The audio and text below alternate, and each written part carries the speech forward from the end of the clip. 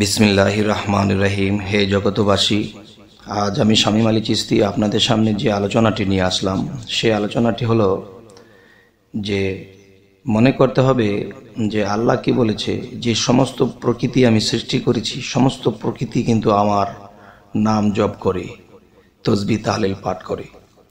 তাহলে আল্লাহর নামের তসবিহ তাহলিল যদি সমস্ত সৃষ্টি জগৎ করে থাকে, তাহলে সমস্ত সৃষ্টি জগতের মধ্যে মানুষ সর্বশ্রেষ্ঠ। তো মানুষ যদি সর্বশ্রেষ্ঠ হয়ে থাকে, তাহলে মানুষের ইবাদত এবং সেই সমস্ত প্রকৃতি বা সমস্ত প্রাণী জগতের ইবাদত একটু ব্যতিক্রম আছে। সেটি কিরকম? যেমন একটি বিষয় হলো, আল্লাহ কিন্তু মুহাম্মদ সাল্লাল্লাহু আলাইহি সাল্লামের নাম দুটো, যেমন একটি হলো আহমদ মোস্তফা, আরেকটি হলো মুহাম্মদ মোস্তফা।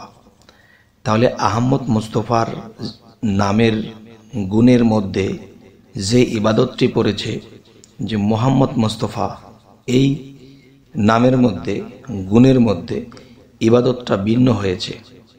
যেমন একটা ইবাদত হলো যে প্রশংসা করা জাতীয়, আরেকটি ইবাদত হলো প্রশংসিত হওয়া।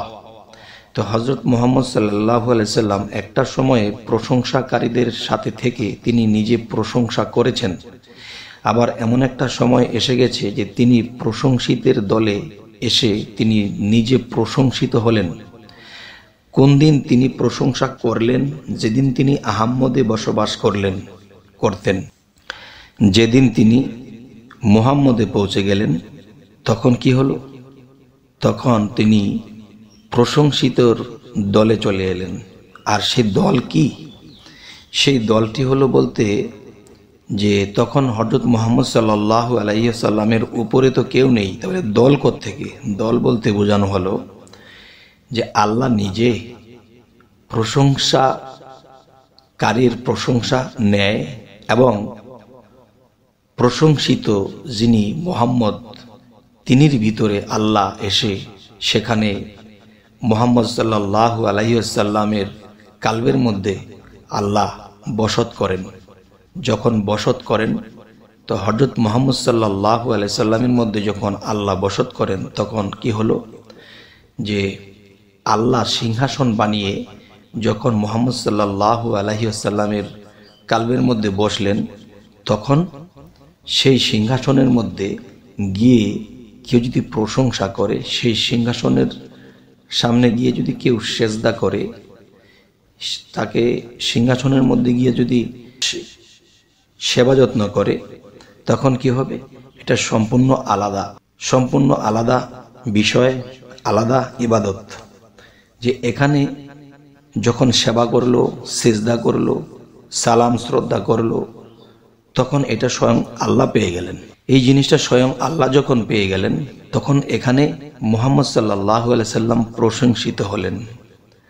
তাহলে আহমদ যাদের দেহের বাহিরে আল্লাহ, মুহাম্মদ যাদের মধ্যে আল্লাহ মিশ্রিত, তাহলে মুহাম্মদ সাল্লাল্লাহু আলাইহি সাল্লামকে যদি কেউ মানে, আল্লাহকে মানা হয়, তাকে সেবা করলে আল্লাহকে করা হয়, তাকে সেজদা করলেও আল্লাহকেই করা হয়। কারণ মুহাম্মদের মধ্যে শুধু আল্লাহ নেই, মুহাম্মদের মধ্যে শুধু মুহাম্মদ নেই, দুই মিলে একাকার। কিরকম দেখেন, একটা লোহা যখন আগুনে দিয়েছি, তখন সেই লোহাটা কিন্তু লাল হয়ে গেছে। একটু আগে এটা একটা লোহার টুকরা ছিল, এখন কি হলো? আগুন হয়ে গেছে, মানে লাল হয়ে গেছে, মানে দুই মিলে একাকার। এখানে লোহাটাও আছে, এখানে আগুনটাও আছে, মাঝখান দিয়ে কি হলো? এটা পাওয়ার বিরাজ করছে।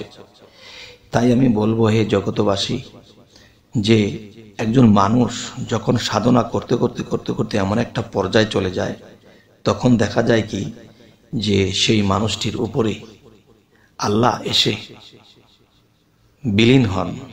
তখন লোহার মধ্যে যখন আগুন দেওয়া হয়েছে, লোহা আর আগুন মিলে যদি একাকার হয়ে থাকে, তাহলে সেই মানুষটি নিজেকে পবিত্র যখন করা হয়, তখন তার মধ্যে যখন আল্লাহ বিলীন হয়ে যায়, তখন সেই মানুষটির মধ্যে আর আল্লাহর মধ্যে, এটুকু আপনারাই বলবেন। তবে আল্লাহ কিন্তু বলেছে যে আমি সর্বময় বিরাজিত। এক আল্লাহ সর্ব জায়গায় কি করে? আল্লাহ চন্দ্রে আছে, সূর্যে আছে, মাটিতে আছে, জমিনে আছে, গাছে আছে, মাছে আছে, সমস্ত সৃষ্টিতে মিশে আছে।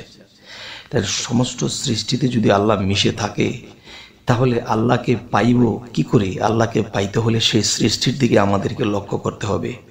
আমাদের যখন জ্ঞানে ধরে না, আমরা যখন উল্টাপাল্টা বলি, উল্টা চলি, তখন আল্লাহ কি বলেছে যে তোমরা যদি আমার জ্ঞান লাভ করো, আমাকে বুঝতে চাও, চিনতে চাও, তাহলে তোমরা আমার সৃষ্টির দিকে লক্ষ্য করো। সৃষ্টির দিকে লক্ষ্য করে অনেক কিছু বোঝার আছে, কিন্তু সৃষ্টির দিকে কি কি লক্ষ্য করব, এই বিষয়টা আমি পরবর্তী ভিডিওতে আপনাদেরকে আলোচনা করব। যে আল্লাহ যে বলেছে যে আমার সৃষ্টির দিকে লক্ষ্য করো, তাহলে তোমরা আমাকে চিনবা, বুঝবা, এই সম্পর্কে আমি সৃষ্টিতে কি করে লক্ষ্য করব, কোনটা লক্ষ্য করব, এটা নিয়ে আলোচনা হবে। সকলেই ভালো থাকবেন, এবং আমাদের চ্যানেলের আলোচনা যদি ভালো লাগে তো অবশ্যই সাবস্ক্রাইব করে রাখুন। পরবর্তীতে আপনাদের সাথে আমাদের সাক্ষাৎ হয়ে যাবে। আল্লাহ হাফিজ।